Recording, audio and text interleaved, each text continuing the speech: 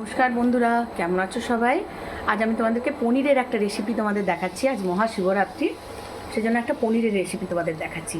ওটার জন্য কি কি লাগছে তোমাদের একটু দেখি। পনির তো লাগছে, একটু নুন আর একটু লঙ্কা গুঁড়ো হালকা একটু মাখিয়ে রেখে দিয়েছি। এটার জন্য লাগছে ক্যাপসিকাম একটুখানি, জন্য লাগছে টমেটো, আদা, কাঁচা লঙ্কা, কাজু বাদাম, চারমগজ আর খুব সামান্য গরম মশলা আছে দেখছো। লাগছে টক দই, একটা সন্দেশও দেবো এর মধ্যে, আর লাগছে গোটা জিরে আর তেজপাতা। ঠিক আছে, আমরা সব এবার শুরু করি। পনিরটা আমি ভাজতে বসিয়ে দিয়েছি, একটু হালকা ভেজে নেবো।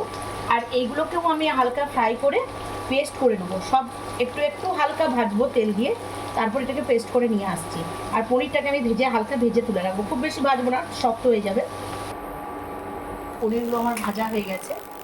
এই যে এবার আমি দিয়ে দেবো কড়াইতে তেল আর একটু জিরে ফোড়ন সামান্য। আমি পনির ভাজার তেলটাই নিয়ে নিয়েছি।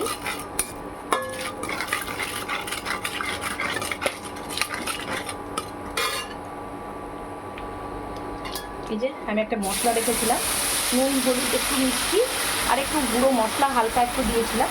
এটা একটু হালকা একটু করে নিই, কারণ ওই যেহেতু ওগুলো ভেজে নিয়েছিলাম, ভাজার পর আমি এই মশলাটাকে অ্যাড করে দিলাম এর মধ্যে। এবার দিয়ে কষাতে থাকবো শুধু। এর মধ্যে যা কিছু ছিল সব কিছু দিয়ে আমি একসাথে পেস্ট করে নিয়েছি। এবার শুধু এটাতে দিয়ে কষাতে থাকবো তেল ছাড়া অবধি। এই যে ক্যাপসিকামটা দিয়ে দিচ্ছি, এটা একটু হালকা একটু নাড়া করে নিয়েছি, মানে ভেজে নিয়েছি খুব অল্প করে, হালকা ভেজেছি। এটা তেল ছাড়তে শুরু করেছে।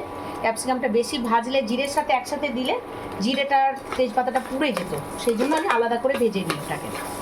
এই যে তেল ছাড়তে শুরু হয়ে গেছে। আবার প্রায় পনির আরেকটু কষা হলেই হয়ে যাবে, মোটামুটি হয়েই গেছে। এবার জলটা দিয়ে দিচ্ছি।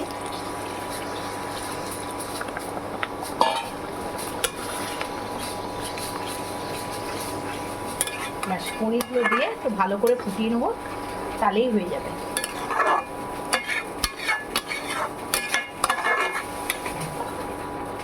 পনিরগুলো দিয়ে দিই।